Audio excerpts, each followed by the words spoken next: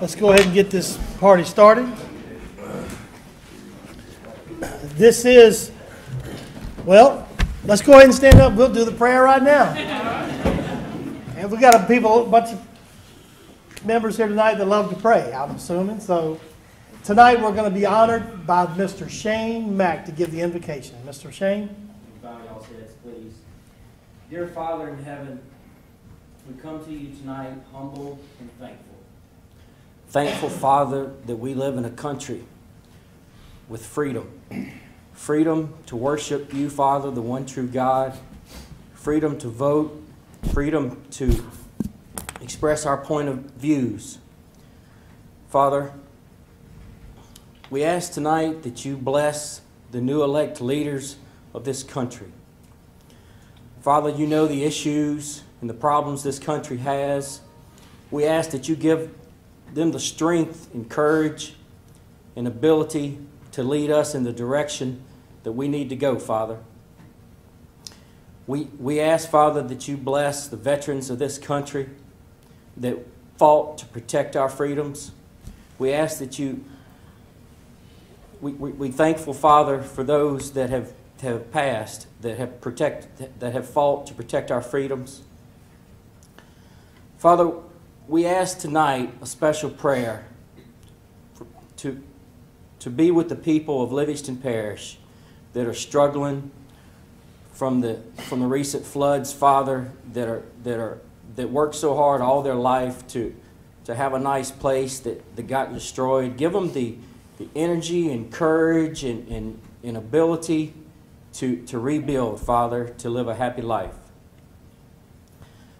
Father, in closing, give us the strength and ability as councilmen to make the right decisions, Father, to protect the people of Livingston Parish. In Jesus' name I pray, Father. Amen. Amen. I'd like to ask my fellow council member and friend, Mr. Tab Lobel, would you lead us in the Pledge of Allegiance? Pledge allegiance to the flag of the United States of America and to the republic for which it stands, one nation, under God, indivisible, with liberty and justice for all.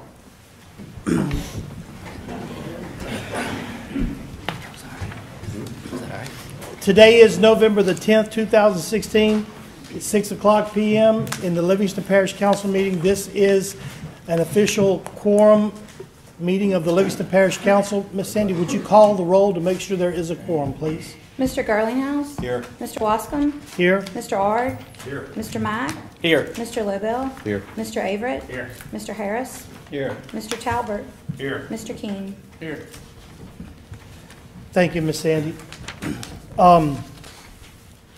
You might want to just double check your cell phones if you would, just to make sure there's no big interruptions for the night. And also, I'd like to let everyone know that as each item comes up on the agenda, you will have an opportunity to speak on any specific item. If it comes up, if you would raise your hand, you'll be acknowledged by the chair and given the floor. Try to limit your comments to 3 minutes. And if someone else wants to speak, try not to continue to repeat what someone else has already said if you support the same idea that they had as well. But I'll try to make sure everyone has a chance to speak on any item that comes up. Item 7 is the adoption of the minutes from the October 27 meeting. You've all had a chance to have these minutes looked over in your drop boxes and be able to look over them. But there is one small change on LPR number 16-377. We had changed the road name in District 8. It was titled Dawson's Street, Dawson's Crossing, but it should have been Dawson Crossing. No apostrophe. So the apostrophe S got added, but we've taken it off. So tonight, when we adopt a motion to adopt those minutes, we'll make that change from Dawson's to Dawson Crossing. Is there a motion in order? I'll make it. Motion by Mr. Gary Talbert. Second by Mr. Tracy Garlinghouse. All in favor say aye. Aye. Any opposed? Motion carries. Minutes have been adopted.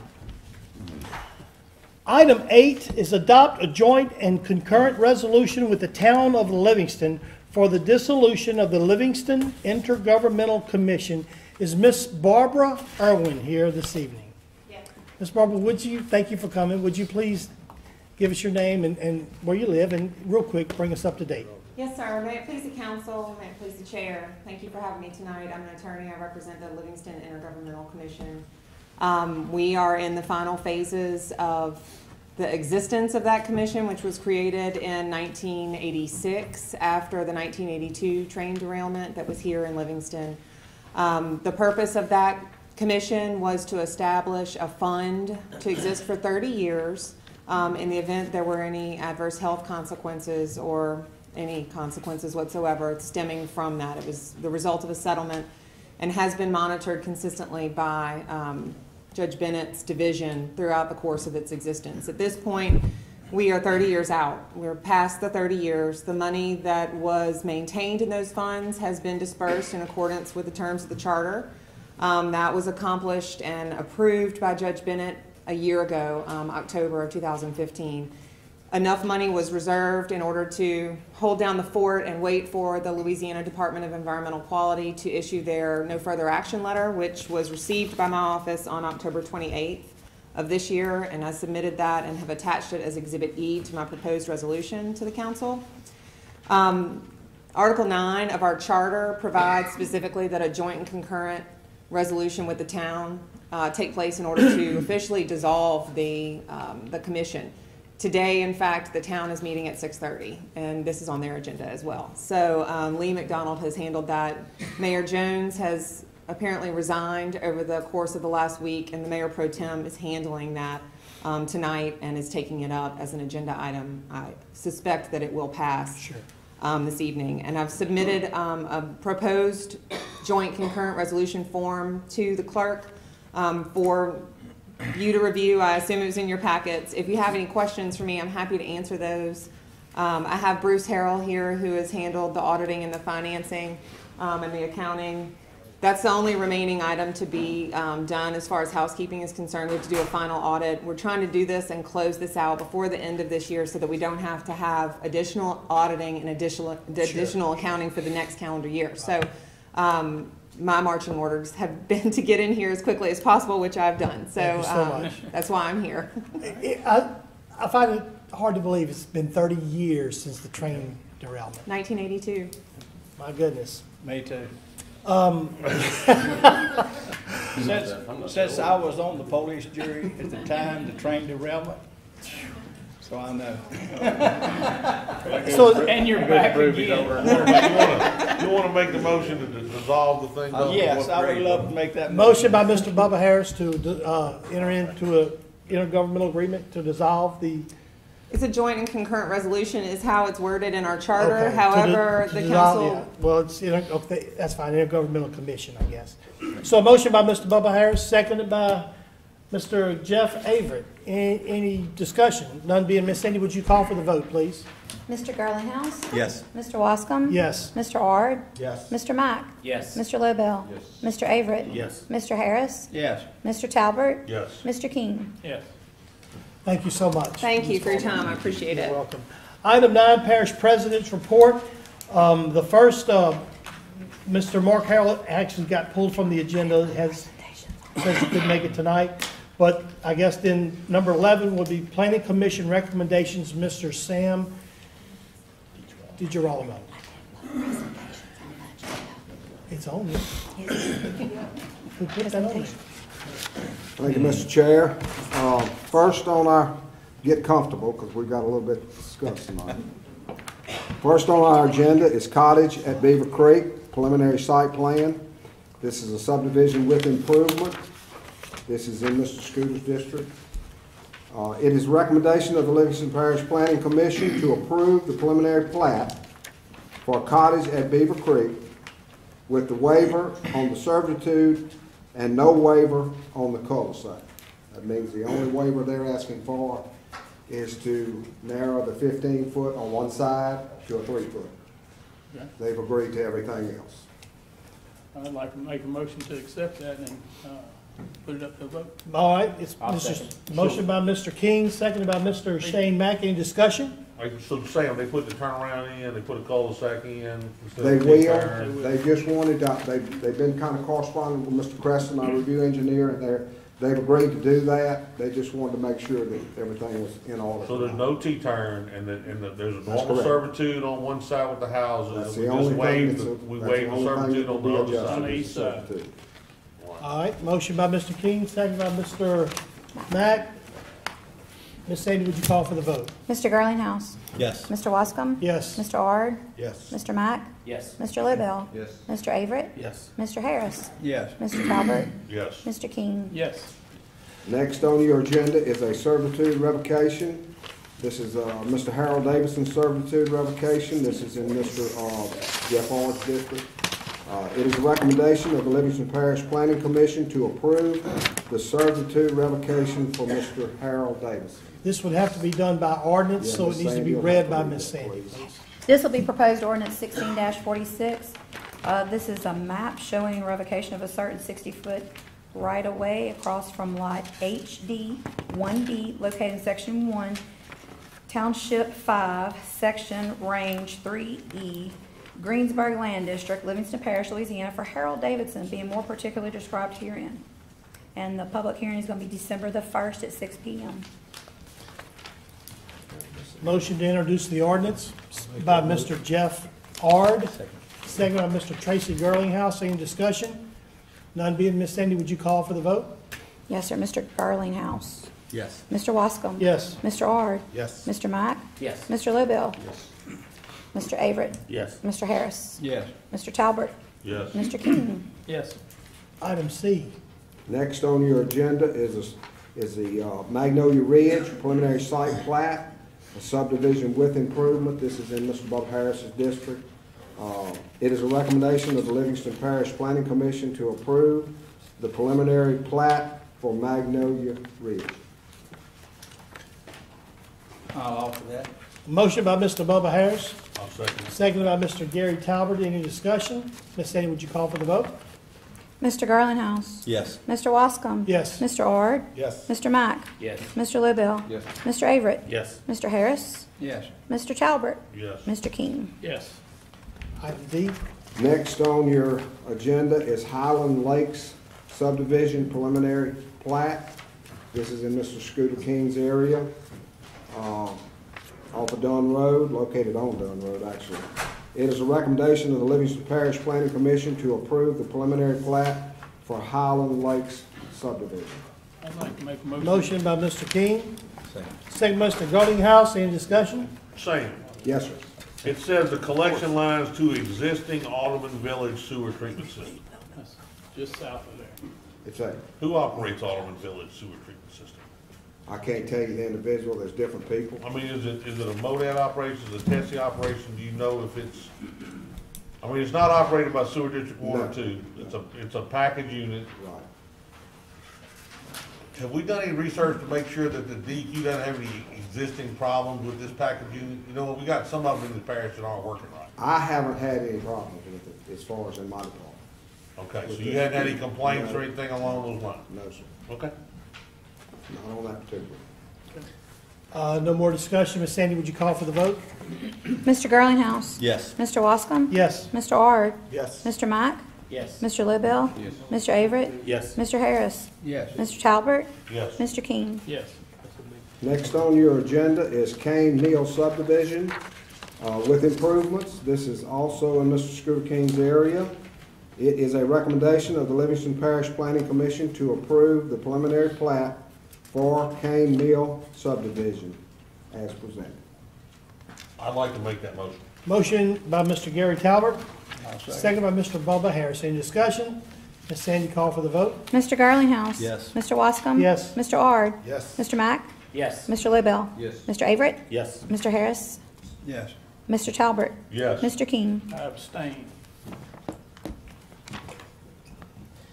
Item 12, Planning Department, I guess, Sam, Yes, sir? I tell you what, Mr. DiGirolamo, would you be Yes. so kind as to, let's put one more item, squeeze one more item in here before we get to the Planning Commission? Planning Department? Okay. Please. Kind of blindsided. Probably doesn't involve you, is what he's saying. Yeah, it's, You want me to sit down? yes, sir. I'll do it. That's exactly, what he's yes, asking. that's what I was asking. Squeeze one. That's, yes. You yes. gotta give him a heads up at least. I know. I think he meant to squeeze it in before 11. I did. I meant to squeeze it in, and this is something I don't want to pass up. Tonight, we have a gentleman here, a friend of mine, from Life Source Services of Baton Rouge, Mr. Keith Stark. And Keith, if you would take just a moment and come to the podium, he's going to present to you a presentation for the benefits of recommendation for a resolution to adopt November as Hospice Care and Palliative Month. Mr. Stark. Thank you for having me tonight, Mr. Wascom and the rest of the council. I'm with Life Source Services Hospice. We're a hospice provider in the Baton Rouge area, but we do cover a 50-mile radius, and we cover the entirety of Livingston Parish. We've been doing it for 12 years. It is National Hospice and Palliative Care Month, and this year their theme is Know Your Options. And what we're trying to do is encourage the people of Livingston Parish, as well as everyone in our service area, to just have that conversation with their loved ones as to what they want to do as they approach end of life. Thanksgiving is a time when the families are coming together, a lot to be thankful for. You can have a very positive conversation about it, but just to know their options. And if they have any questions as to what hospice care is, of course, it's taking care of our loved ones as they approach end of life, when a cure for their terminal illness is not available, then palliative care, comfort measures, and hospice care are what are appropriate. So we just encourage people to know their options, and if they need to check anything more, our website is lifesourcehospice.net, and there's a lot of information about hospice care on there. And we'll stick around to the end of the meeting to answer any questions that anybody might have afterwards as well. But y'all have a proclamation to read? Yes. Fantastic. Keith, thank you so much, and that's something that everybody has to face sometime. Indeed. Sooner or later. So thank you so much for allowing me to tonight. come and Sure. address the council tonight. I didn't mind. I hope you didn't mind getting in between Mr. Sam DiGirolamo. Getting in between I don't mind at all. I appreciate the time. Thank you so So much. resolution to adopt November 2016 as Hospice Care and Palliative Month. Motion by Mr. Tracy Girlinghouse, second by Mr. Bubba Harris. Any discussion? All in favor say aye. Aye. Any opposed? Motion carries. Thank you, Mr. Stark. Let's see, Mr. Sam DiGirolamo, seventh inning stretch. Okay, the next two items on the agenda are subdivisions that we went back out after the 18-month and inspected them and made sure everything was in compliance and in good shape. And we're asking the council to accept Autumn Run second filing into the parish maintenance system and to release the maintenance bond. The final inspection was done on September 15th of this year. All right, and that's to release the 28,000? Yes, sir. Okay. This is in Mr. Girlinghouse's district. Is there a motion? I'll make the motion. By Mr. Girlinghouse, second by Mr. Shane Mack. Any discussion? None being, Miss Sandy, would you call for the vote? Mr. Girlinghouse? Yes. Mr. Wascom? Yes. Mr. Ard? Yes. Mr. Mack? Yes. Mr. Liddell? Yes. Mr. Averett? Yes. Mr. Harris? Yes. Mr. Talbert? Yes. Mr. King? Yes. Next, we are asking the council to accept the Magnolia Farm subdivision into the parish maintenance system and to release the maintenance bond. The final inspection was done September 21. Again, that's to release $186,940 Right. for maintenance bond. And this is in, It's either in. It's in Gary, Scooter. it's It's in right there Scooter. close to It's in the- our area. Yeah. Yeah. What's do you remember the build out? Did you go do that maintenance, Sam? Would you go do that inspection with them, or did somebody else do that No, before? myself and Fort North made that inspection. What was the build out in that subdivision? Do you Oh, I remember? don't remember Well, the reason I'm saying is I know that whole area went underwater. So do we need to go back and test, you know? I mean, I'm just concerned. I mean, you've seen what the flood did to some of these roads. I'm wondering is that something we can look at? Is that something we can't look at, or? Well, it's not in our protocol or in our. It's not in our scope of work. Okay, I would just ask, But but I just know that. You know, it's an unusual, but I can tell you, and I think some of you council members have rode in that subdivision. I went The in roads today. are unbelievable. They just slick his glass. In fact, I've had 2 people ask who constructed them. Yeah. The shoulders, I mean, these guys, we've got pretty good laws that they've got to go by now. Right. So we very seldom have problems regardless, you know, with our new road system. I think with that being new roads like that too, it's more sealed so But that now, the water you doesn't know, get like I underneath. say, it's an unusual situation that happened. I was just curious, you know, if there was something. I believe Yeah, you. because I've seen it wash some of the asphalt plumb off. the Completely road. off. Yeah. Well, that was your old roads now. Yeah. Yeah, right. That's your Correct. old roads. Now, We've got much more base in our road And curb program and gutter now, works much better as well too. as asphalt. So, Yeah. I mean, it's a lot of things changed in the last 8 years. Okay, now, if we release Magnolia, Magnolia Farm, Right. and then Curtis Cove develops, Curtis Cove gonna bond that front part of that road at Magnolia Farms while they build? Well, I don't know, that's a good question. Preston, you wanna help me with that? Well, you know, the front part of that, huh? I'd have to look into that and see if that was. I don't know, Gary. They're gonna use the front portions half of of that it. deal, and then Curtis Cove will come off to the right, and I'm just wondering if Curtis Cove's gotta bond that road that they're using before their subdivision. Mr. Chris, would you mind, do you, I'll look into it. I don't know anything I about it. don't know. I don't know, it's a good question. I'll have to look at it. Is this something we need to put till December 1st? No, I think we It's can, okay. This will be a separate matter These people's anyhow. bond need to be released. I'm just trying to Make sure that that they don't tear the road up and not have. somebody else doesn't tear the road up. I agree. That's right. Well, I can assure you we'll be out there monitoring it. I can promise you that. I called you about something like that last Yeah. week. Yeah. And just to clarify, this is like routine. They build the neighborhood, they bond it, and then y'all doing the final inspection, and then you release it, so We bring it recommend into you the guys maintenance release the system. bond. Yeah. That, So is there a motion to bring I'll it? make a motion. Motion by Mr. Scooter King release it to and take it into the maintenance. bring it into the maintenance system. Second by Mr. Gary Talbert. Any discussion?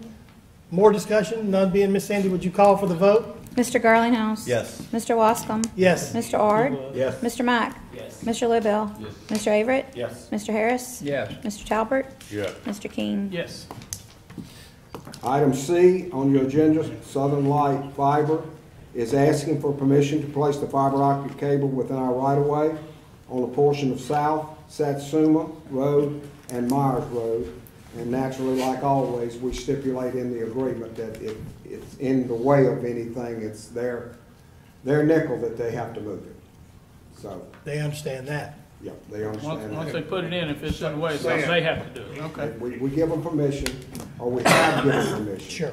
And if there's a problem, then it's got to be moved, it's their expense. Okay, so you telling me that if fiber optics gets laid and we go to lay a force main behind it, and it's in the way they're supposed to move? Absolutely.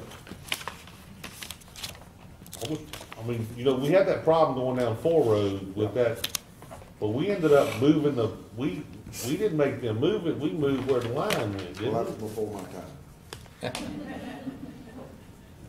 Okay. That So wasn't you in telling- writing, this will be. They're gonna pay for the moving. It's So you gotta be telling me moved. that if we chose to run a force main down here and it's in our way, they'll move? Absolutely, that, we've got that noted in the. If they didn't, they would have to go acquire private servitude or right away for their own selves before them to lay it.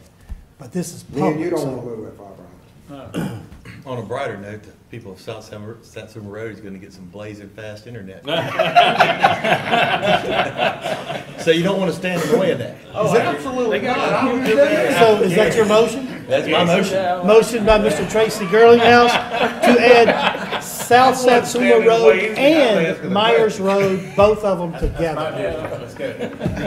So, seconded by Mr. Jeff Averett. Motion by Mr. Girlinghouse, seconded by Mr. Jeff Averett. You got a computer, Jeff? Never mind. Any more discussion?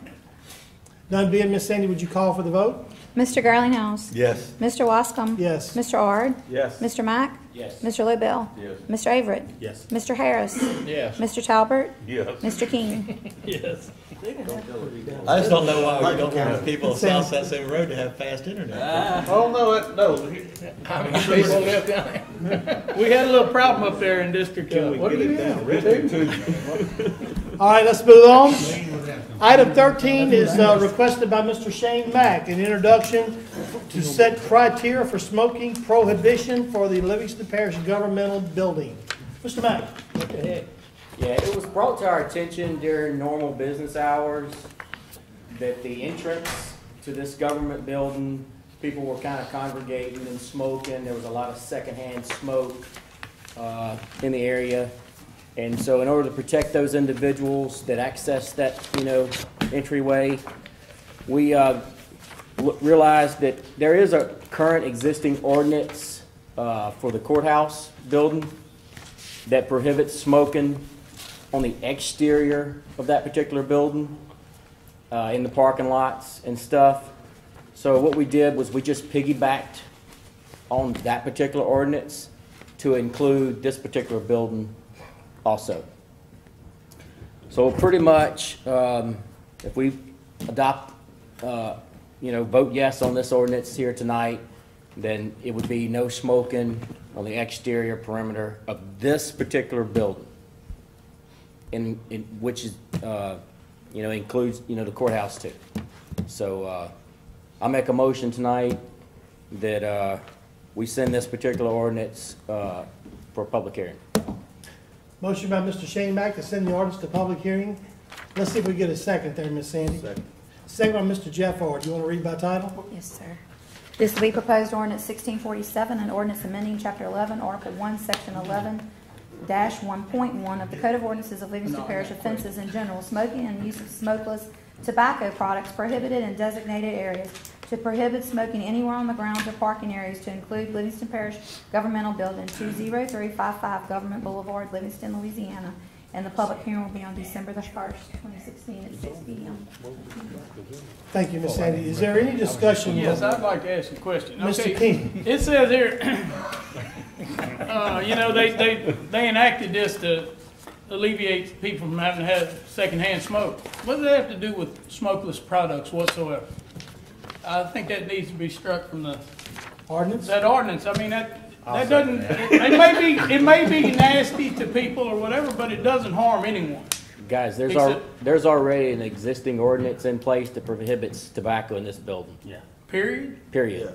Whether we adopt this tonight or not, that's already This in will place. just be outside. This particular one is piggybacked, and it's for outside.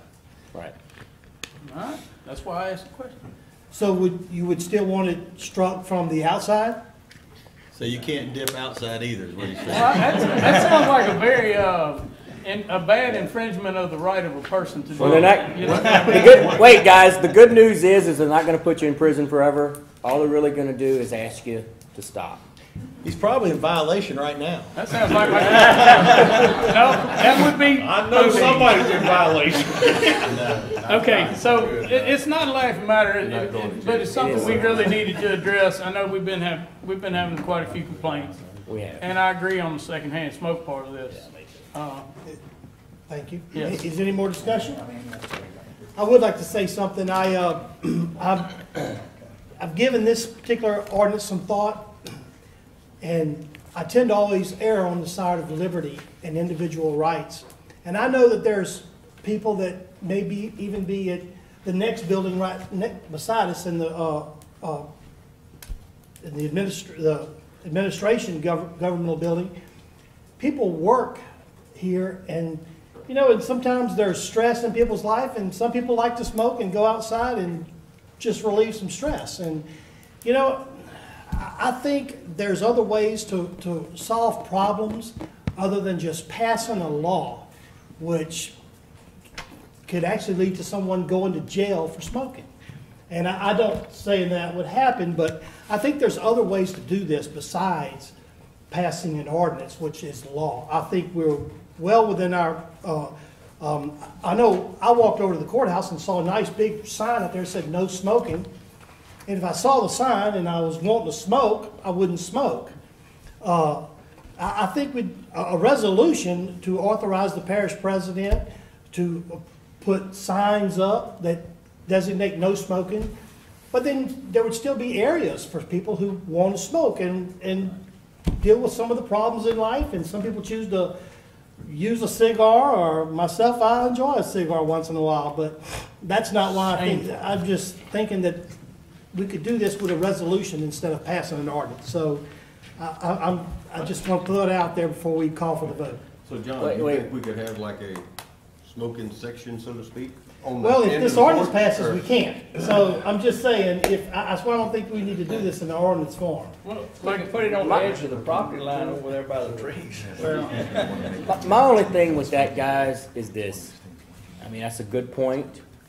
We certainly can talk about that, but if you don't have a law that says thou shalt not, We got a and have bunch a of those laws and we defined, still do it. and have a defined area, it's kind of hard to enforce. But what he's saying is you don't have a defined area.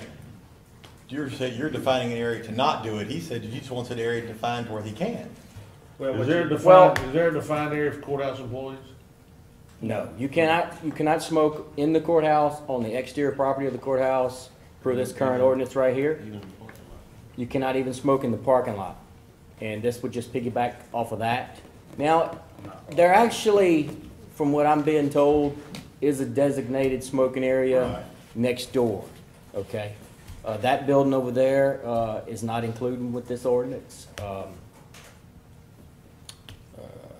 I don't know, I'm just saying. That would be a much better way to, cause like he's saying, you're taking the rights away of somebody to kill themselves, if they want to kill themselves. Well, this really and truly, this is more about, this What it is, that's what you say. no, really though, this Relieve some is, stress. you know, Living no longer myself. wait a minute, now going back to the tobacco thing, you know, that really is more about you as an individual choosing to make that decision and Right. run those risks. That's why I was wondering why You it's all know, looped together but here. this particular ordinance, you know, they were congregating at the entrance, and all that secondhand smoke was being sucked in by those I understand. that did not want got to it. suck that in. It raised its ugly head after the flood because there were so many people needing work here. So there was abnormal number of people, And stress. which required longer lines, which required people to be here. And given that situation, it probably wouldn't matter. However, there's a chance it could happen again, and so in lieu of not being able to address it, we're trying to do an ordinance that does address it. Now, you and I both know that law is only as good as enforcement, and so, I mean, it's a situation that if you don't have a law on the books, you can't enforce it. I got you. I understand. In I other like words, to it's say a- one thing. What's that? I hate to even bring this up, but being the old man on the board, Young at heart. I used to smoke. And it was like 32 to 34 years ago. I quit. I just put them down and said, that's it. And somebody said, you'll never be able to quit. I lost a grandson, a son-in-law, daughters got married. Just a lot of things happened in my life right after I decided to quit smoking. And people say, well, we can't believe you never lit another cigarette. To this day, from the day I quit, I have not wanted one and have not touched one. And whenever I hear people say, well, I just cannot quit, for some reason, I just can't believe that. Everybody's different, and I realize that. But personally, myself, I don't like to be around people that smoke anymore. It's just all together, and I don't know how people could stand around me whenever I used to smoke. But that's all I've got to say. I don't know how they can stand around you now. Because you have to. All right, so we all got a little different take on this. And I don't have anything against the people that smoke. You know, I I know. think either, what do you suggest? Jeff Avery? I'm like this on the smoking. I'm around it at work, and we have designated smoking areas at work. It's your choice if you want to go there and be around it or not. And I don't know why we can't come up with something for people that do like to smoke to have their little designated area. Now, that's just my opinion on it. Could we put in that ordinance Well, we don't. Guys, my only if- thing, We can't change it, we'd have to. If we adjust this ordinance, other than including match us, this it would affect the courthouse. Right. We don't wanna, we piggybacked on their ordinance. that's right. So my question to you, Mr. Chris, is if we amend this ordinance to include our building, could then we by resolution create a designated smoking area? And make that part that's, make it a designated smoking area and it not really affect the ability to, I don't want to amend this to, You could either do, you probably need to add a little sentence to this ordinance to say, except for those designated smoking areas. But that On wouldn't this mess up building or on? the courthouses. The We could just say for If we just like this the building, except for those designating smoking areas in the council. And if the outside the courthouse council doesn't building. create a designated area, then there's no designated It area. just doesn't matter. Okay. So So, that's something you could do, I think, before adoption. so just a resolution to authorize the parish president to set up designated smoking areas is not good enough? Well, it's actually against the ordinance. Yeah, that'd be against the ordinance. So if you added a little Now, he's sentence saying to this instead of ordinance. the ordinance. Well, But then- guys, think about it like this. No, I'm saying too. instead of the ordinance. Well, think about it like this too, guys. At work you're there a long time, I understand, Here, you just kind of coming and going. I'm thinking, you're kind of in and out. You I can don't just think- kind of hold off on it and until you I don't think go about your anybody's business. arguing the fact that nobody wants to walk past somebody coming in this building smoking.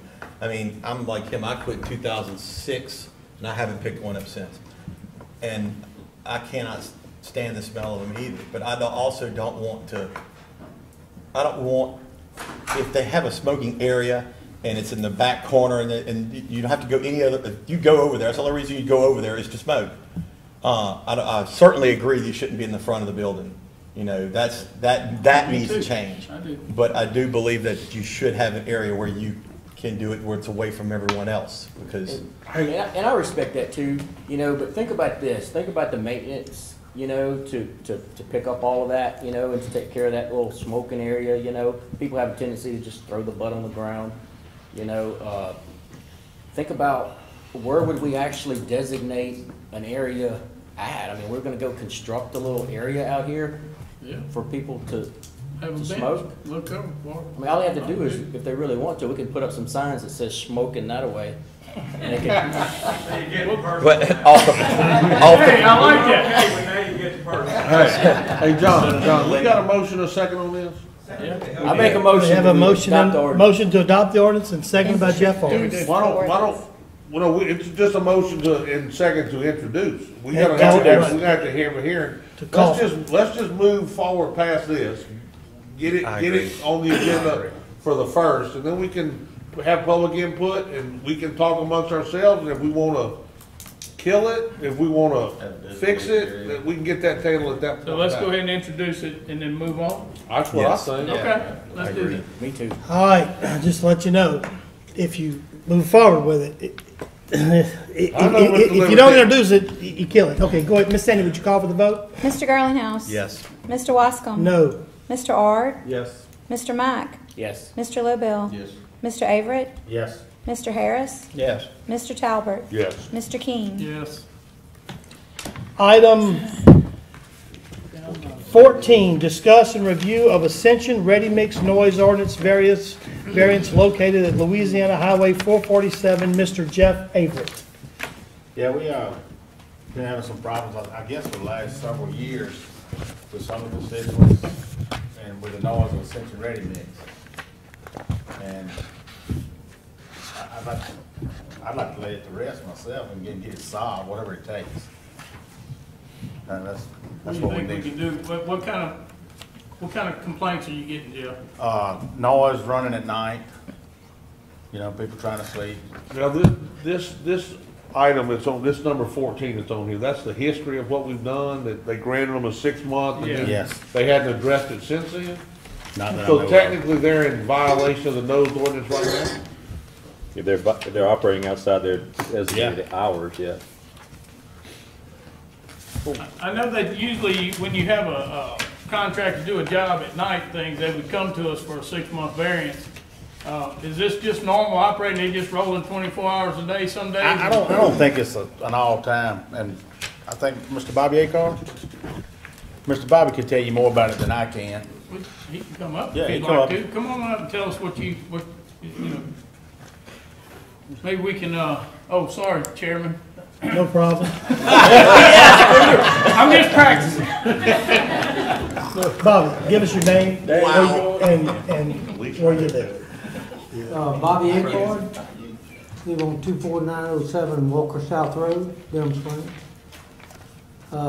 which is directly across from Ascension Ready Mix. And yeah, they don't run in the daytime. They start running at night about 9 o'clock. And they run till daylight. And they don't do it all the time, but they may do it 10 times a month. So I called deputies out there, because Jason Hart said, that's what I need to do. They've had about 14 citations against them.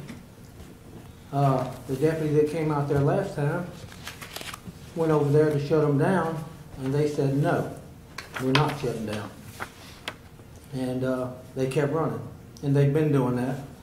And I've been up here several times, and they broke every noise ordinance there is. And it just keeps on going. So, we're talking about concrete here, not some emergency job. A bridge went out and they're trying to get it fixed. Just concrete. So they want to run at night because there's less traffic and they can make more money faster. But it inconveniences my family, and I was there first. And I need something done about it. Well, Mr. Acord, isn't this in an unincorporated, unzoned area of the parish? Of course, it's about 99% of the parishes like that. Yeah. Same. You know a little bit about concrete. A little bit. What's the point of, why would a plant run 9, 10 days a month at night and not, is that an auxiliary plant when they pour it in an area, or is that what? That's an auxiliary plant. I mean, they're pouring at night. A lot of times it's safe. I mean, you've got a heck of a lot of traffic on the interstate during the day. Right. During the summertime, it's too hot to pour. I mean, DOTD regulates you so tight that you've got to make sure that your mix is at a certain degree, or they'll turn it down. I understand Mr. Bobby's situation, but, you know, it's tough to pour these state projects during the day. It's an inconvenience for him, I understand that, but, I mean, it's, a lot of times you can't do anything about it, because, I mean, the state regulates all those ores, they out there telling you exactly what to do, and, it's tough. That's why they have more than one plant. They can run from another one. It's not in such a residential Another area. plant, Bobby, but you have a certain amount of time that you've got to get to that You pour need to site. figure that in your bid. You can't. You need to back off if you're too far from the job. Well, And this weather's not that hot. You You got- can pour concrete in the daytime. Listen, this ain't my fight. I'm just I'm telling you. just, I know you upset. I guarantee you, the deputy said they've never had any calls at any concrete place in the parish ever because of running at night, except for Ascension. I don't know about that. That's not true. I don't know. Well, then the deputy said it. They've got a certain amount of time that they've got to get to that site. Yeah, because the temperature rises. and the I got a temperature- question. I got a question. Is it concrete going to pour the interstate? What's the concrete being used for? From what I understand, Shane, and I hate to, because I got involved in it because the owner called and wanted to know about the guidelines that the council had set that expired in 2013, I think. But So there were it guys. is interstate work. It's bridge work. I'm pretty sure of that. It's bridge work. It's on the interstate and it's pouring these bridges, these on and off ramps. Yeah, Shane. That's what I was told In too. 2013, they gave them a 6-month variance to the noise ordinance, 24 hours a day, 6 days a week.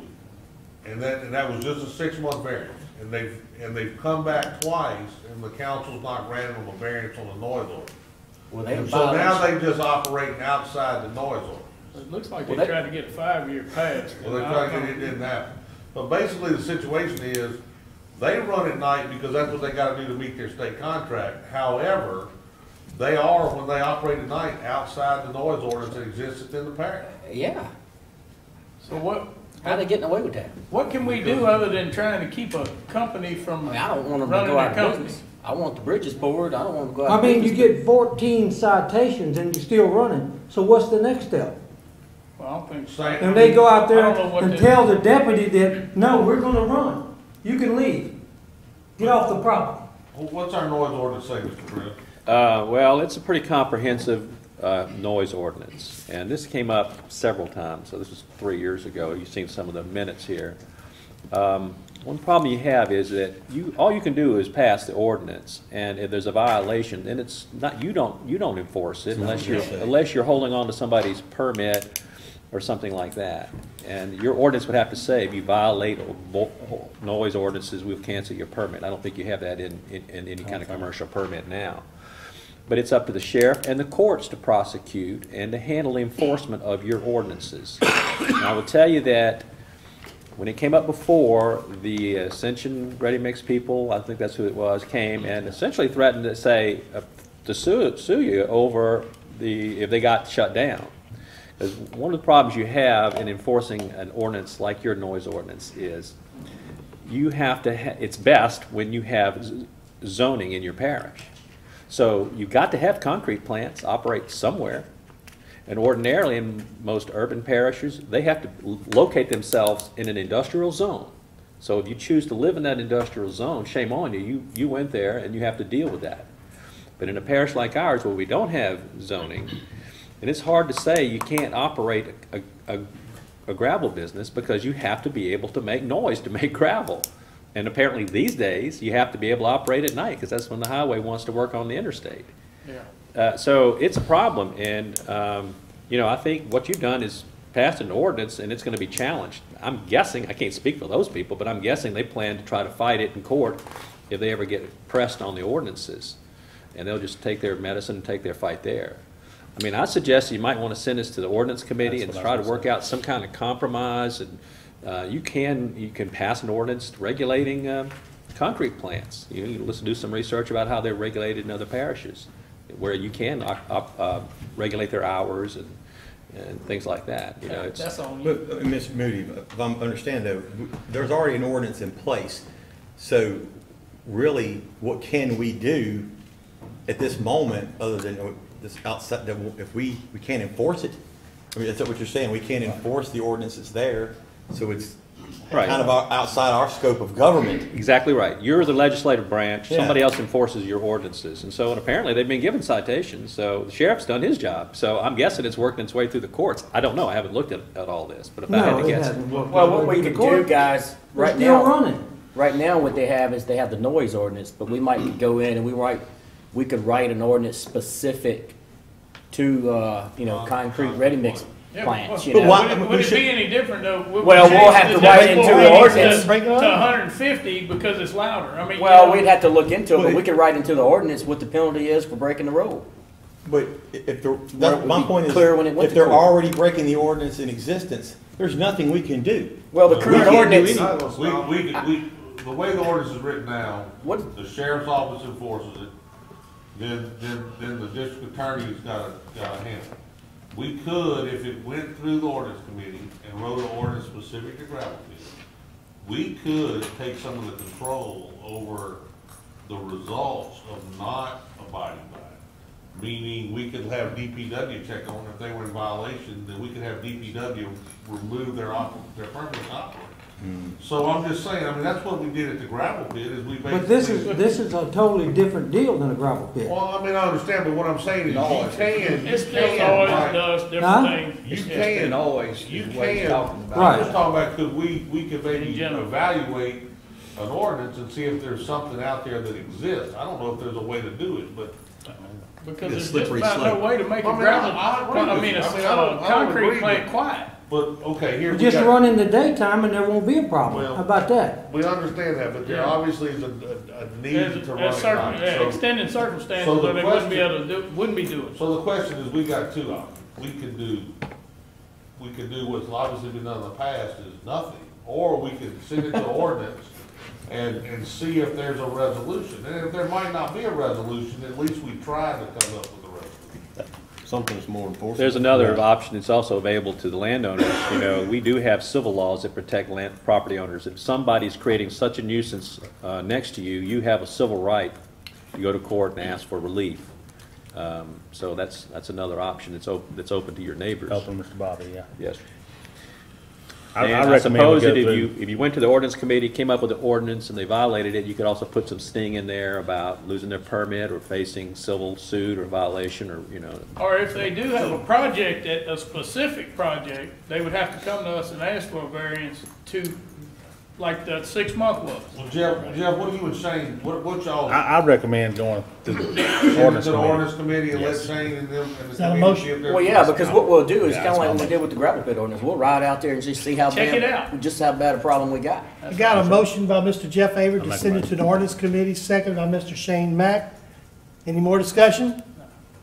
None being, Ms. Sandy, you gonna call for the vote? Mr. Girlinghouse? Yes. Mr. Wascom? Yes. Mr. Ard? Yes. Mr. Mack? Yes. Mr. Lobel? Yes. Mr. Averett? Yes. Mr. Harris? Yes. Mr. Talbert? Yes. Mr. King? Yes. Thank you, Mr. Bobby. Thank you, We'll Mr. see what we Bobby. can do. Thank you. Thank you, Bobby. Item 15, adopt a resolution for the approval of a gun range for J. Foster located in the Springfield Council District 8. This is located in Mr. Tab Lobel's district, and I believe we may have some people interested in speaking on that tonight. If so, just feel free to raise your hand. And if you would, I'll just take them one at a time and try to, again, limit the comments to 3 minutes. And then if someone does speak, just try not to repeat. So go ahead and one of you at a time, come on up, if you would. Right there, Mr. Trey Sanders, I believe. Oh, Mr. Sanders is a classmate of mine, and Jeff's as well. Mr. Councilman, I appreciate the opportunity to come up here and speak to you for a few minutes. I live at, my name's Trey Sanders. I live on Marie Hutchinson Road. I'm behind the property, about 7/10 of a mile from it. And I'm just going to hit a couple of concerns. I know y'all trying to get through as fast as y'all can about it. I've got 4 concerns. My concerns are safety, noise, property values, and currently y'all have no way to regulate it. I just heard y'all's discussion, and I got a copy of your noise ordinance right here. You do have penalties that somebody can enforce upon them for the gentleman that was just here, but there is a noise ordinance in place. A couple of concerns I had on safety is, again, y'all have no regulations on it, and it's a shooting range. Things can happen there. The noise ordinance we were talking about just a few minutes ago, y'all do regulate noise at other things. And right now, you have an opportunity before you to not be in a situation like the gentleman was, it just was a few minutes ago. That concrete plant's already there, and now he's coming back and y'all trying to regulate it. In this particular situation, you have an opportunity to possibly postpone this and come up with an ordinance and be able to regulate this. In accordance to y'all's ordinance that relates to the gun thing, I'll find the ordinance right quick. It says y'all have, from a revised statute of the state, y'all can regulate gun ranges.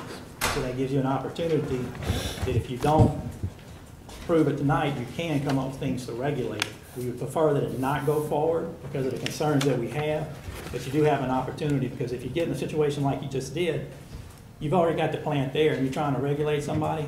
And what Mr. Lobel has told me that Mr. Foster, you go ahead and you approve it, but then you come back and you're going to try to do something against him, he's not going to be friendly with you. I'm assuming that means he's going to sue you.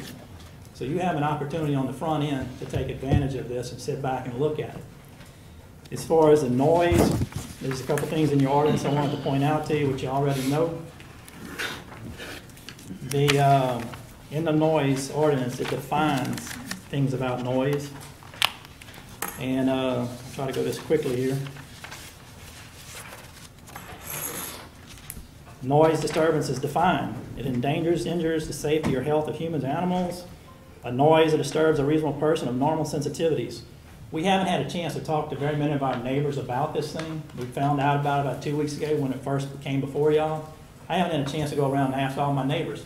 There's a possibility that I have a neighbor out there that was a veteran. He could be suffering from post-traumatic stress syndrome. I don't know yet until I have an opportunity to speak to him. And if he's listening to the shooting constantly at a shooting range, I'm assuming that's going to cause him some issues. Talking about regulations just for a minute.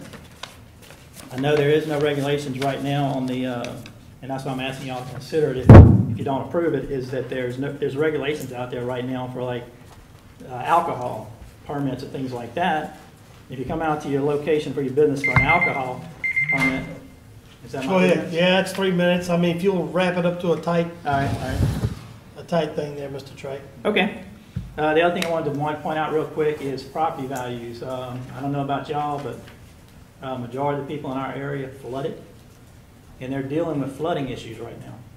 And when I called a couple of people to try to get them to come up here, you know what they told me? They said, look, he said, I've had my head down, and I've been trying to work on my house. Some of them didn't hear about it, and people right across the street from the shooting range heard about it. They said, but, I've been trying to get back in my house. That's another reason I'd like y'all to consider postponing it, because there's people out there that haven't heard about it, and they got bigger concerns right now. And their property values, overnight, my property value decreased 30 to 40% because it flooded. Even when I repair my house back to its full capacity, because it flooded, it's still going to be less than that. And now if I have a shooting range across the street or close to some of these people behind me, they're going to have shooting constantly. That's going to decrease their property values. But my last closing comments is that y'all have a choice. You have a choice to postpone it, to either knock it down, or if you postpone it, you have a chance to go back and set some ordinance in place, or at least regulate it.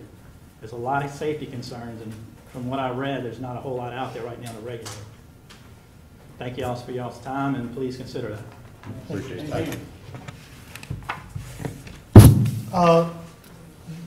Right here, the nice lady, the red blouse, sweater. Carolyn Moore. I live at 23192 Hutchinson Road, directly across the street from where the property is. We're not too happy about it, of course. As far as peace, about the noise, I mean, I'm sorry, I can't get my words out. It's not going to be good for us. Our property is very narrow and long, so anywhere that they decide on that piece of property that they're going to have a gun range, I don't feel good at all about sending my grandson outside to play, or my husband mowing grass, or us being outside at all. So basically, we're just going to be pent up in our house. We flooded. We're not even in our house right now. My father-in-law lives with us. He is a veteran. He does have the PTSD. Our property value has declined because of the flood. And then here you are talking about putting this range in the middle of all of these houses. And that, as far as just Springfield in general, is going to make all of those property values go down as well. And then you're talking about, trying to make people move to Livingston Parish. Who wants to move out there? Nobody is going to want to buy property within 5 miles of a firing range. My other thing that I wanted to mention, besides the fact of the man that just got up here and talked about the ordinances, why would y'all make an ordinance if you can't enforce it? I don't even see the point in that, but I guess that's another day. But also, I wanted to make a point, when you prayed earlier, and you said that all of these people that have flooded, and your prayer was that we got back in our houses and that we were happy again in our houses. That's totally impossible. How can we be happy in our houses again when we can't even spend time there and go out in our yard and have peace and quiet? So I just hope that y'all really think about this. If it were your property, if it were your grandchild, if it were, you really personally having to deal with this decision. Sure. Thank you. Thank you so much. Thank you. Yes, ma'am.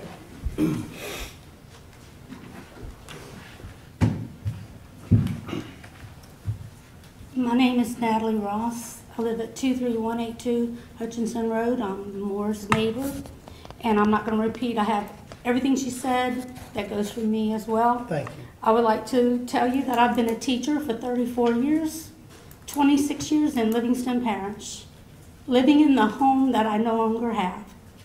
I lost my home. I lost my possessions. A year before this flood, I just turned in my retirement papers, and I'm in the drop, and I'm going to retire November 11th of 2018.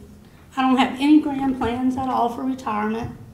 I have an adult daughter with spina bifida who is deathly afraid of gunshots. Just the few times people in our neighborhood have hunted, she is in tears and crying, and she cannot handle the gunshots. The only plans I really have when I retire is to sit with her outside on my porch that I don't have, in the home that I don't have, and enjoy a cup of coffee on what's left of the property that it took all my teaching career to pay for. I'm hoping that this will not pass. There's a lot of land in our area that a gun range could go to, and I don't think it needs to be right across from my property. And I'm hoping that maybe Mr. Foster will change his mind and find some other place to put his gun range, because I cannot afford at this point to even rebuild what I have, much less relocate to another area. Thank you. Ms. Ross, how far would you say your house is from the?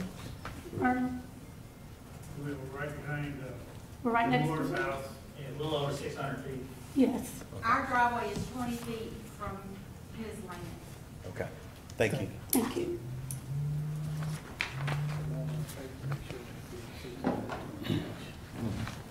Is there anyone else on this side of the room? Okay. And if you would come to the mic, give us your name, where you live, please.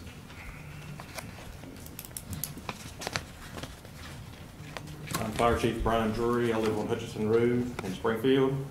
I live right down the road from the proposed site. A couple things I wanted to throw out. Personally, I don't see anything positive of this at all. I was excited about the idea at first. I started thinking about it. It's bringing a nuisance noise. It's funny, we had a noise conversation. It's bringing in noise to our area.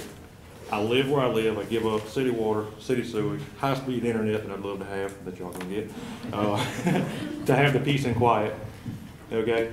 I have church youth functions at my house. My kids ride out in the field, play by the pond. I don't worry about a thing. This is behind my field. Okay? Tab had some maps made up, and I mean, I'm within 2,500 feet of this thing as the crow flies right here. All right, so what I did, I pulled up a few things based on Tab's map. EJ's house, Darylyn spoke earlier, is 620 feet from the corner of the red square that you see on the map.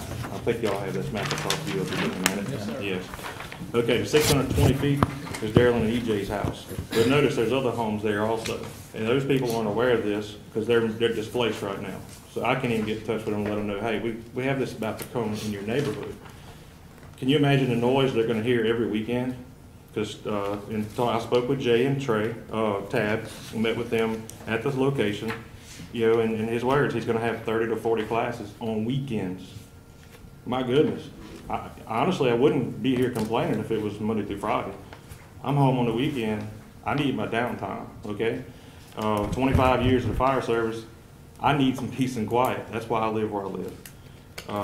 This is not bringing any jobs to Livingston Parish. The owner lives in Tangipahoa Parish. The person going to operate it lives in St. John, I believe. It does nothing for us positive. It's going to bring noise and a big safety factor. He mentioned safety. I'm going to add a little bit to his safety deal. You have a house at 620 feet, 1,500 feet, these structures, but it's not all. There's others that aren't on this map. 2,430 feet, 3,770 feet, 4,200 feet is the church, 6,210 feet is my church. More inside that range. A 9mm, accidentally discharged, 45-degree angle, it's going to fly 7,200 feet. We're all inside that range. Who knows where it's going to go? I know he's planning on building berms. that's fine and good. But if somebody, in Tab, we had this discussion, he's worried about the safety of hunters in the woods. That's true. Anybody can be shot at any time on accident or on purpose. We're bringing the percentages way high of an incident in our neighborhood, okay? People can accidentally discharge their firearm. A 9mm, one of the most common weapons out there, 7,200 feet that bullet can fly before it comes down. A 45 caliber, 5,400 feet. A 40 cal, 6,600 feet. Are y'all willing to say, yeah, let's put this down here by where these people live, it'll be okay? I think it's a terrible idea. You know, look, I'm a gun guy. I'm a Navy veteran. I was in Desert Storm. I've been serving my community for 25 years since I left the Navy. I'm all about guns. This is just not the place for this, okay? This is definitely not the place. I'm begging for y'all's mercy on this. A couple quick more things here, real quick. Have not seen a designated site plan to know for a fact that he's going to build it. Where and how he says he's going to build it, okay? Wetlands determination, if we had that. He's going to put a berm 20 feet tall, however wide it is. I can't even, in my mind, fathom how much dirt he's going to have to move. He's going to build a lake back there. This is a wetlands area. I thought we couldn't just go dig it up. DEQ approval because of lead mitigation. There's got to be a plan for that. And then, yeah, I'd love to see you guys put some ordinances in place to manage this better. Right now, I honestly really wish y'all would give us this, table this thing, put it off, and let's have some other ordinances and things looked at before we move forward. This, in my opinion, this is a terrible idea for Livingston Parish. Thank you, Mr. Drury. Thank you. Appreciate it. Thank you. Mr. J, we have room for one more, I hope, if you would. I mean, you have something else to say that hadn't already been said? Yes. Get up here.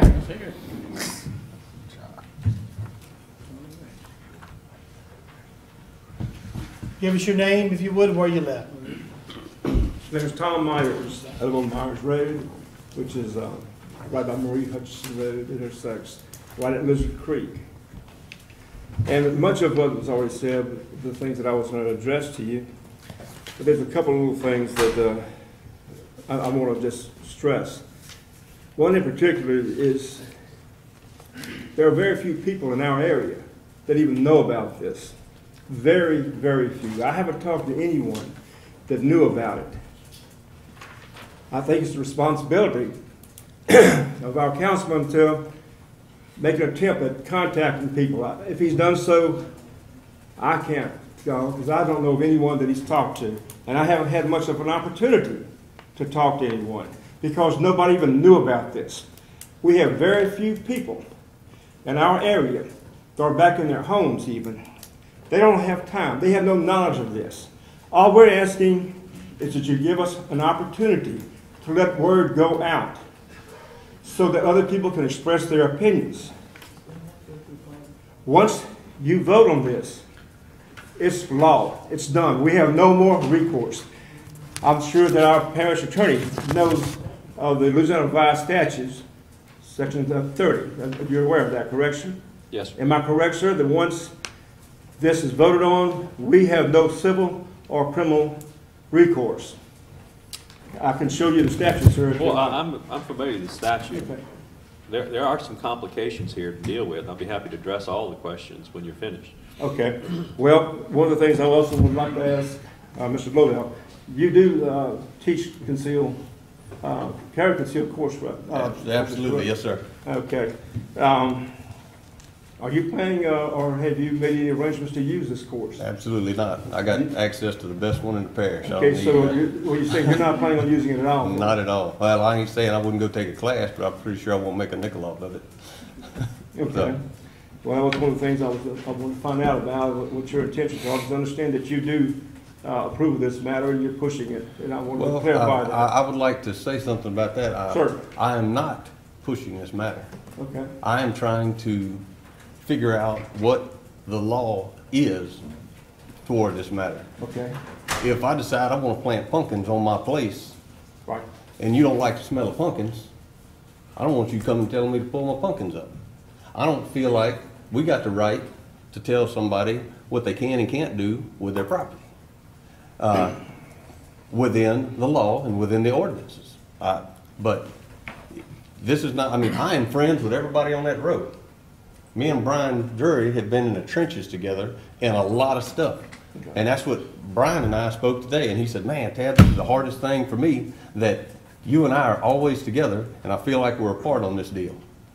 And I'm not, I think a good representative. That's not for you, Tab. I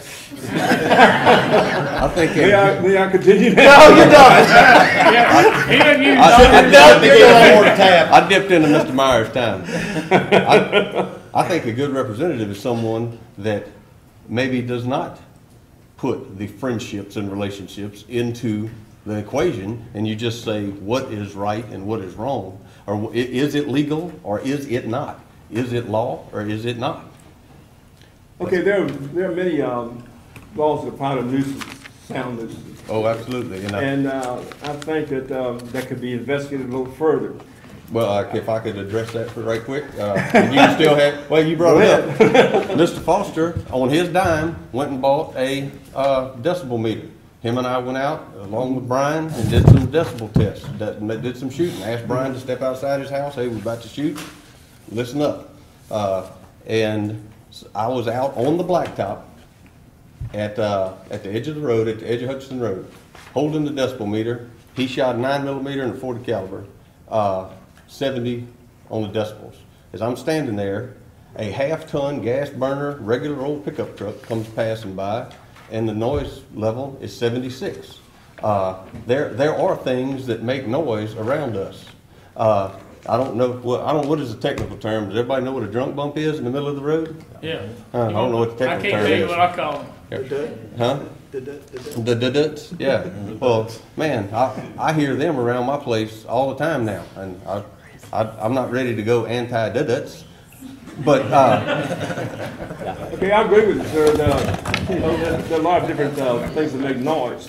One thing I'm concerned about is automatic weapons going off, semi-automatic weapons going off in rapid succession, and in reasonably close proximity to where I live. I'm worried about the people that go out there. Let me finish, please, sir. Oh yeah, I'm agreeing, sir. And, I'm worried about the people that are going out there to learn how to fire weapons. Berms are nice, but they don't always work. They didn't work for the city police department in Baton Rouge. They had to move theirs because of the dangers, because of the noise and the inerrant bullets going off.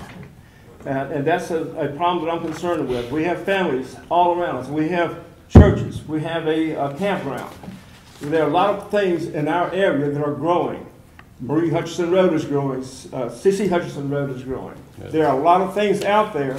This is not going to be a little community for long.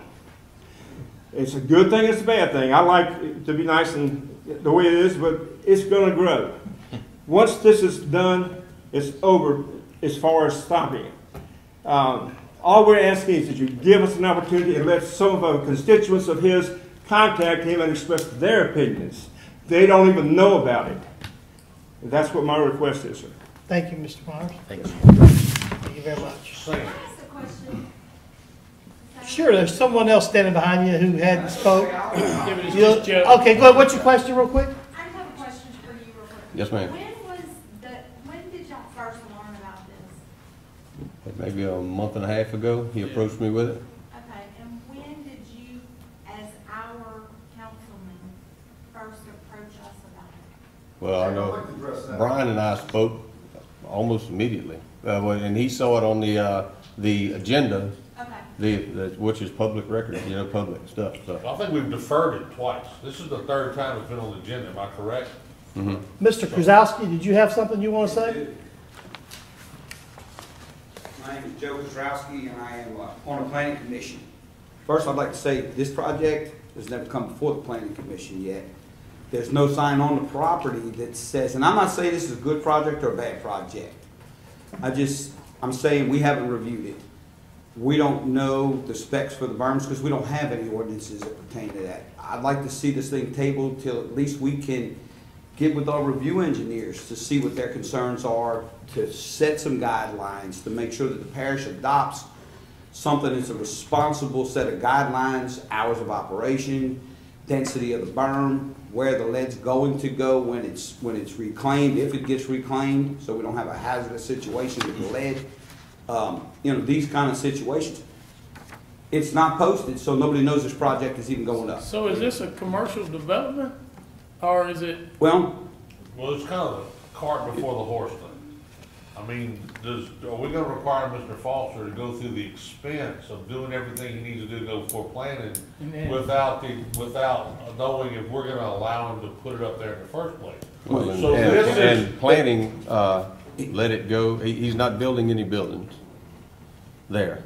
And so planning didn't require it because it wasn't a building, is that right, Sam? That's correct. So, but you're still building a berm, and you're still, you know, we've got ordinances pertaining to gravel pits with berms that have to be built. well. We are, you know, this guy's gotta build a berm, and we have no ordinance to tell him what it has to We be. getting on, but wait a second, are we gonna require everybody that builds a hump in Livingston Parish to come before planning? No, I but we're mean, not, we're well, building no, a that- commercial wait a second, project, Gary. I mean, I understand, but it's not coming before planning because there's not a building involved. I guess my point is, here we are back again with the gorilla sitting in the corner with the big zoning letter jacket on, and nobody wants to address it. Well, first, We want a spot zone here for this and spot zone here for that. And all I've ever heard from day one we talked about zoning is the people on the east side don't want zoning. They're never gonna support it. But here we are with a group of individuals on the east side who doesn't want anybody to tell them what to do with their property, but then wants us as a council to restrict what their neighbor can do with theirs. And so, I mean, I understand. Yeah, I know that ain't what you're telling us. no, what I'm telling you is that part, all I wanna see is it handled responsibly. And you guys sat right there not long ago and said, every commercial project, we don't care what it is, has to come before the planning commission.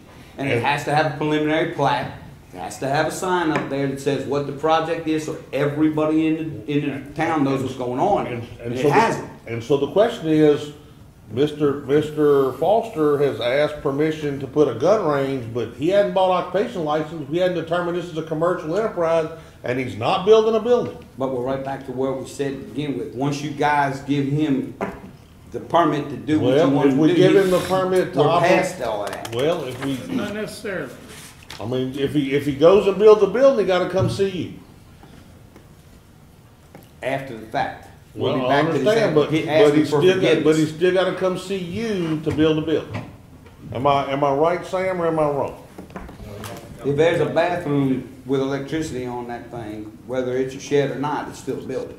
I understand. So my point is, and I understand, but the fact of the matter is, there is one issue here that nobody wants to address, and until we address that issue, we can't spot zone this parish. And that's what it amounts to. We're trying to regulate every little enterprise that comes along. That's not what I'm saying. I'm not, if the project goes through, I'm fine with that. But I'm saying before you give him carte blanche to put this thing without giving a guideline of how it needs to be built to protect people in this district, in this parish, we have a problem. Okay, so my question is, if he brings to you a picture of a barn with a stand to lean on and shoot it someplace to hold the target, under what guideline exists in this parish do you have the right to vote? That's the problem. We have no guidelines in this parish. That's the whole problem. You're letting a business set up with no guidelines. I mean, I understand exactly what you're saying, but if we defer this and send it to planning, what can planning do? Until we set up some ordinances? Nothing till we put Absolutely ordinance in nothing. place. We have to know Suggest what the Send guidelines it to are ordinance committee and look at that it. says the berm has to be so big, so tall to handle a certain caliber of ammunition, so that it doesn't blow the berm apart. This is all about safety and making sure that he doesn't build a berm that's not gonna stop those bullets. And it's not the right density and just pile up clay. You got the NRA book. I mean, that's all I'm saying is, let's be responsible and not jump to this thing without having an order. You don't have the ordinance now, it's too late to put one in effect after he's open. That's Thank fine. you. I just have two questions, real quick. I almost feel like we're obligated, being that there's some serious safety concerns, to take a step back, send it to the ordinance committee, make sure we do everything we can for both sides to do what's right. Thank you, I mean, Joe. do we have anything in place to All we say, got right hey, now is your the operation, hours of operation? I mean, right now, Ma'am, could if you would, I got should too they many get- people asked to speak. I'm asked you not, okay? I mean, I might get you back up in a minute, but So, You're gonna get another opportunity to speak. yeah, I'm not trying to, I'm not Tab. saying you can't just, I'm trying to keep this thing going here because it'll go on forever. Mr. Gerald, can you help me out here and make this quick? Mr. Gerald, you live off of Jubin, is it too close to your Yes, house? I do. Is this too close to your house, Mr. Gerald? I can make it quick, but I do want to echo some things that Mr. Joe Krasowski said in defense of what he is talking about is a commercial enterprise. It is. It should come before the planning commission. If you're going to accept money, it should come before the planning commission. The commercial order doesn't dictate every type of business there is. Okay, let me say something in response to what Mr. Geary said. 2 or 3 years ago, there was a fellow come and brought a nursery to us on Walker South, way down there on the left. All he was selling was trees and shrubs. He had no building, but he brought it to the planning commission and we approved it. About 5 or 6 years ago, down on Walker South, where the road goes into, I think, the big subdivision to the right down there. They got a little commercial area there, and they got a little store there. There was a laydown yard for a trucking company to come in at night and fuel their truck stop. There was no buildings built. All it was a yard for them to come in and fuel their trucks up at night, and that's all it was for. It come before the planning commission, and we approved it. So when you say if you don't build a building, it don't come before the planning commission, it's not commercial, that's not true. So anyway, I would ask y'all to send it to the planning Thank you, commission. Mr. Chairman. I think he's, though, speaks to the bigger question of, yes, we can't. When? We can't. There are no guidelines apparently to put on, that we can put on someone outside of what's already written in law, and it goes to the bigger question, the zoning. You know, and I know that's not the focal point of this, but that is the bigger question. Mr. Sam, is there anything in place now, or maybe this is a question for you, Mr. Moody, that would say you can only operate within these hours, or you have to be this far from a home, or is it just the Wild West? I think we could do this no matter what. The hours is not, stipulated. I think you were gonna- So they can operate 24/7 right now, if that's unacceptable. Except you can't, it's hard to shoot at night, son. Well, we got lights. That's the east side Night parish. vision. That's the east side. I'm from the west side, you don't like to shoot Talking at about night. that, Okay. shoot within so many feet Yeah, so behind. many Shooters. yeah. I think it's within 300 feet Five. for the wildlife fishers. Cannot discharge a firearm within 300 foot of home. To me, the current ordinance think it's 300 is it's foot. very I think it's vague. 300 foot of a It's highway, very vague 500 because it just says if you're within a certain distance, it's got to go before the council. That's basically all it really says. It's very, very vague. Yeah, what does, the current one says that within 2 miles, you gotta come before the council to get approved. Right. That's all it says. All you have is a sledgehammer right now. Yeah. You either use a sledgehammer, Yes or no? it's a yes or no.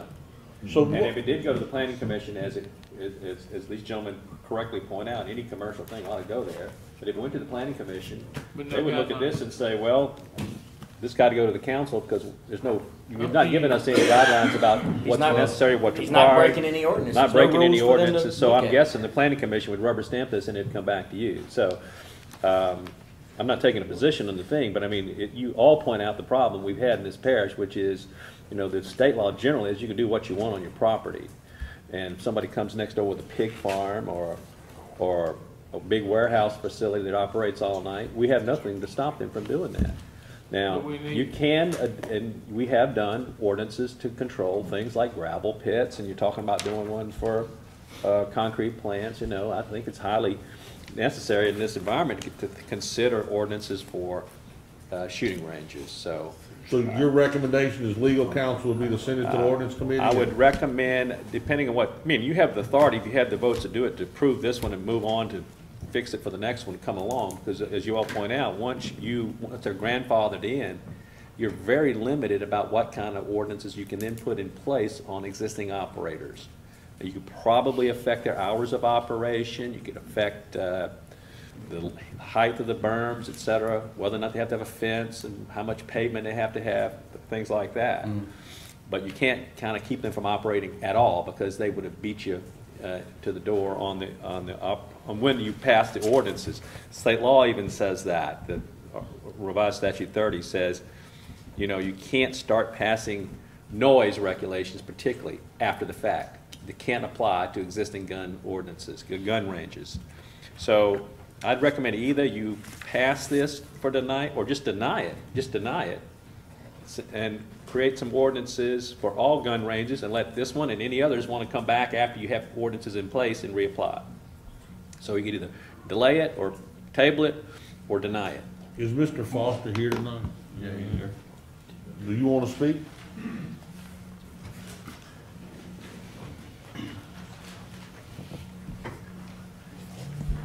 Just to address a couple of issues they have with safety. Camp Villery is in Slidell. Their subdivision's within a quarter mile of it. And the round shot, 20,000, 30,000 rounds a day. Where's this at? You talking about? Camp Villery in Slidell. Okay, all right. We're not proposing a gun range for beginners. We're gonna have law enforcement come out or somebody that wants to hone their skills. We don't want beginners. This will not be an open range for anybody to show up. Blaine Rome is the guy that's gonna run it. I'm hiring to run it. He's gonna move to Livingston Parish. It was pointed out that he doesn't live here. He's actually gonna move here. I don't see the problem. And if people are worried about property values, we need to stop putting trailers in here, house trailers. That's what's gonna kill the property value. We did a decibel test. The gun was quieter than the vehicles passing the road. This is Livingston Parish. You can go out there and sit at night. They shoot all night. They shoot all day. The gun classes are going to be organized events. The lady said that my property is 20 foot from her fence. It's true. I mean, from her driveway. Because my property goes down one side of the house and in front of it. Safety-wise, the range is not going to be pointed toward nobody's house within a mile. In theory, I can put a private range. There's no restrictions in Livingston Parish for a private range. I was just being nice by coming here because we want to do a little more. Because if you want to do a public range, within 2 miles of a church or school, you have to come before the council. I went and met with the planning commission, Mr. Sam, and everything was good. I'm getting a lot of resistance, and I know people get upset about things. I don't know if people are holding grudges, but we ought to put an ordinance against four-wheelers next. Because actually a four-wheeler passing the road is going to give you some noise, and there should be some laws passed, you know, that they ride on your property.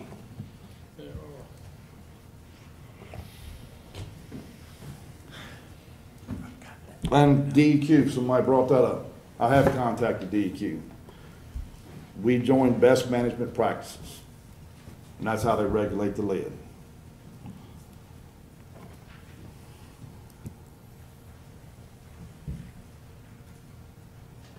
And somebody brought up that the property values have dropped in that area, and the range would drop it. The range is not going to be visible by the road. Nobody's going to know it's there. You might hear it on a still night or a still day, and then about shooting at night. We're not going to be shooting at night. I mean, not many ranges function at night. Yeah. Just indoor. Well, indoors. That's all I want. You know, outdoor ranges at night don't happen. It's going to be during the day. And there will be some weekend classes. I mean, unfortunately, a lot of people work, so if they want to take a class, they can't afford to take off work. The range we're talking about building is not going to be the range that everybody wants to go to, because it's going to be expensive. No, many people are going to spend $500 or $600 to go shoot that day. I look for y'all. I'm hoping y'all will pass this. This will be good for Livingston Parish. It will generate some money. How? what prevents you from from not doing these things that you're talking about? Without any regulations? Huh? Mr. Foster, What prevents you from not doing the things you're talking about without regulations? I'd be willing to put that in there, that we wouldn't shoot at night. I mean, gun ranges don't function at night because we don't have lights. Mr. Foster, you can talk to us if you would. If you would, hold your questions. Yeah, I mean, we're not gonna shoot at night. There's more shooting goes on in that area. You go out there Saturday morning, you listen to gunshots all morning. No, you don't. There's somebody that has a rifle range, a half a mile from you, that shoots their rifles. But it seems like when I decide to do something, it's just not so much good. Well, if it's good for the goose, it ought to be good for the gander. If everybody can shoot, what are we gonna do, rule out hunting next? How much land do you have there? Right at 200 acres. 200 acres. And I'm sure the person in the back corner would not like me to shift it further this way. Would you, Brian? Which would make it closer to him. So, I mean, we gotta have a hybrid compromise when you're so far away. I mean, are we gonna get to the point where people can tell you what you can do on your property? The cars are louder than the gunshots. We're gonna restrict them next. Can't drive at night. I mean, that sounds like what some people are wanting to go to. They have one gentleman, he's 3/4 of a mile away. And we're not shooting that direction. If you look at the way the property's lined up, Tab, I've showed it to Tab. I can push the course even further away. I think people are just opposed to change. And then not to mention, I thought Donald Trump won, that Clinton didn't get in, you know, where they could dictate to everybody. I'm just saying, Republicans are in. Well, that did come up. Yeah. You know, if I was gonna be harming Go somebody, ahead, go ahead. you know, if I was hurting somebody, yeah, I wouldn't do it. If I thought it was a safety issue, because ultimately, if somebody gets hurt, they're gonna sue me, I'm gonna be responsible. I'm going above and beyond every standard. I noticed you had an NRA guidebook. Is that showing you what you should do to build your course the way it should be? I'm actually going above. If they say 10 foot, Because what they put in there, they'll show you statistics of they're coming anything out that there. happens from Once there. I start my range, they're actually Very, coming out to very inspect. few bullets ever leave a course they design. No, it's, no round should ever leave that course. It could, but very It's few will, possible. ever. I understand.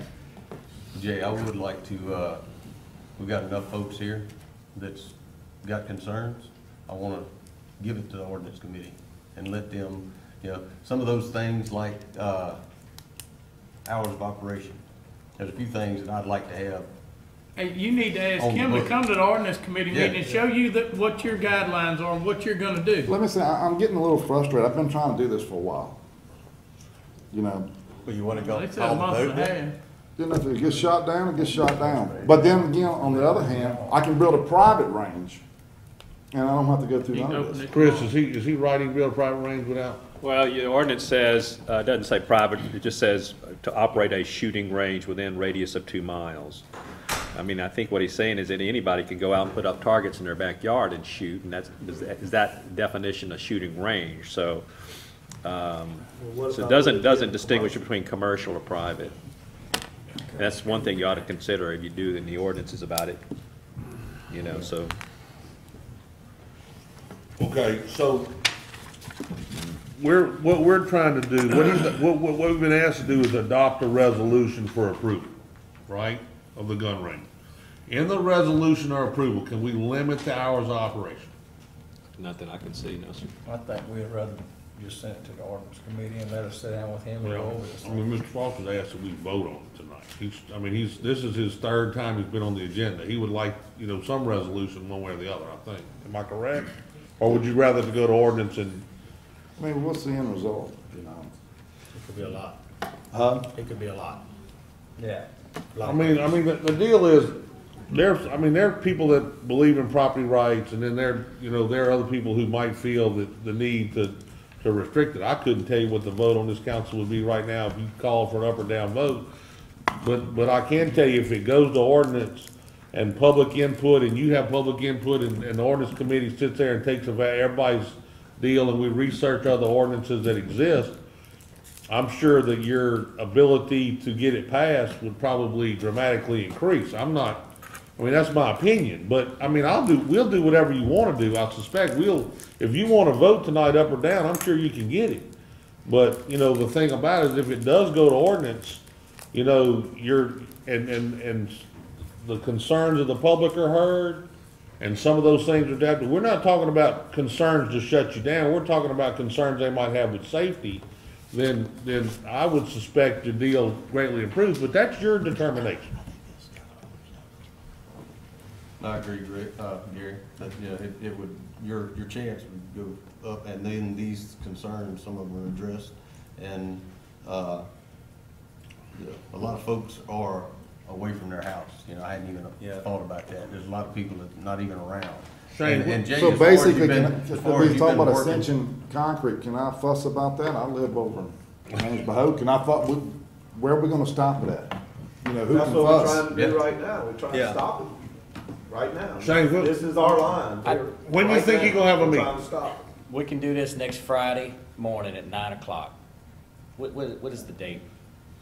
Today's, 17th. No, the next Friday. 18th. Today's 17th. What would that date Next be? Friday at 9, This coming Friday, yeah, not tomorrow.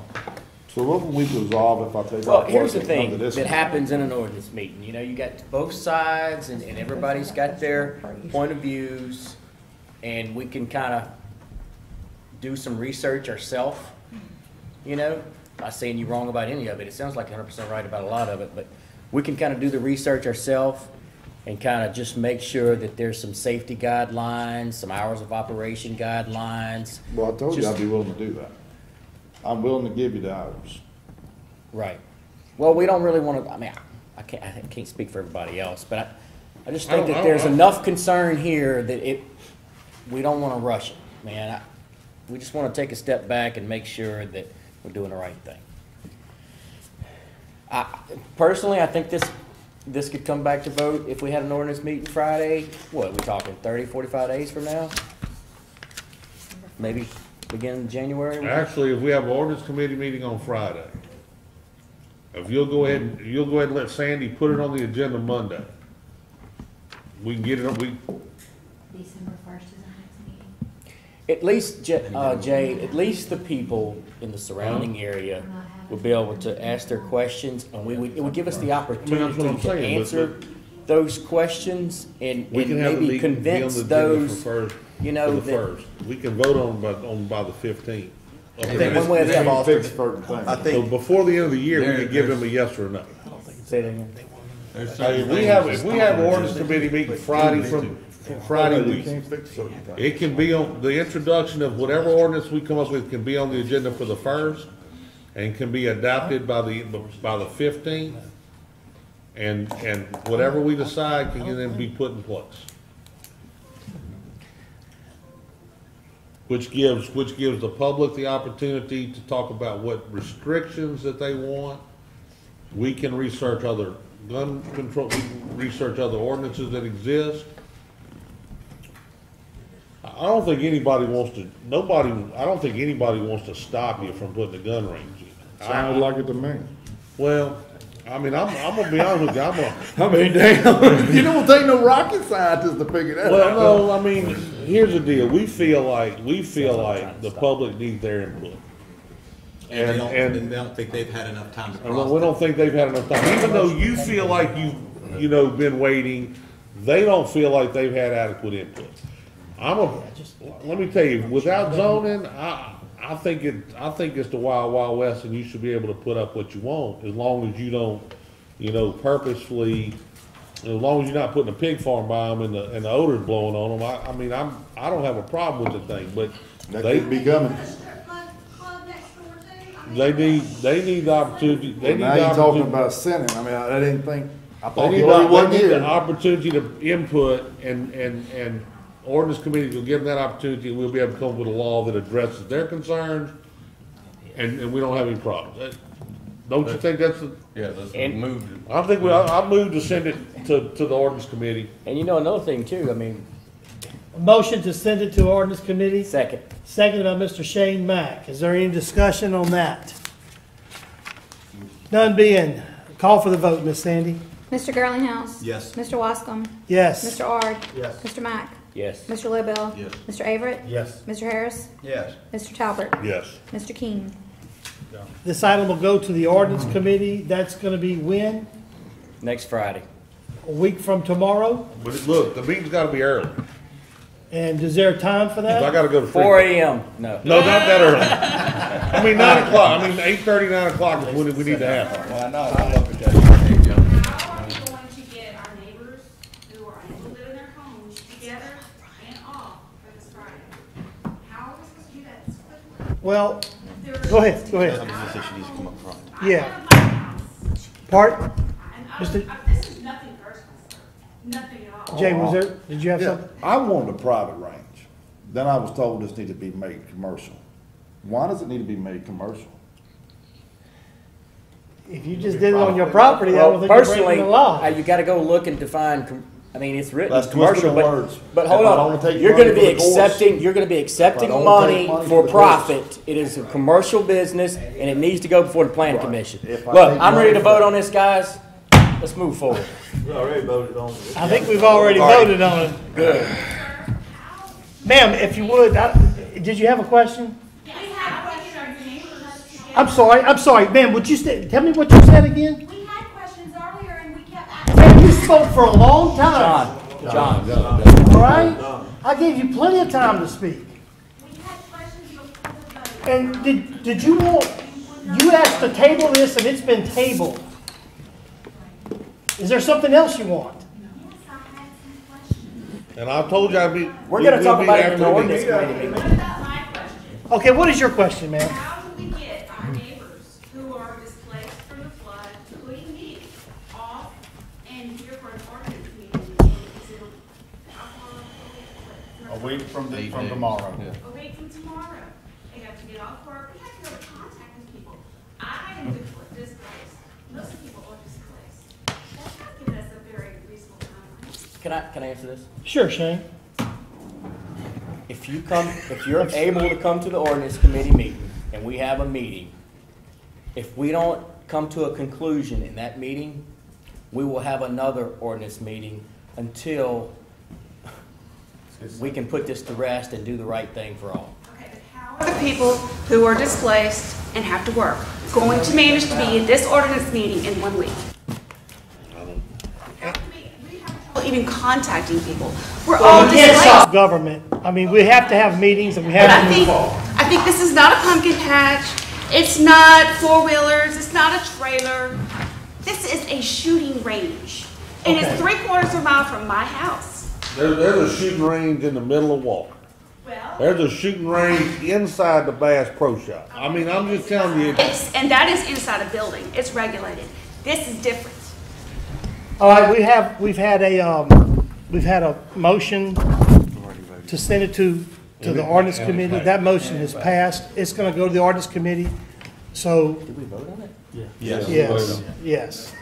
The next item is the finance committee recommendations for introduction of ordinance for the 2017 and 2016 budget. We Mr. had Gary a, Talbot. we had a finance committee meeting today at 5. The finance committee met and, gave a favorable approval of the introduction of the 2017 budget and the amendment to the 2016 budget.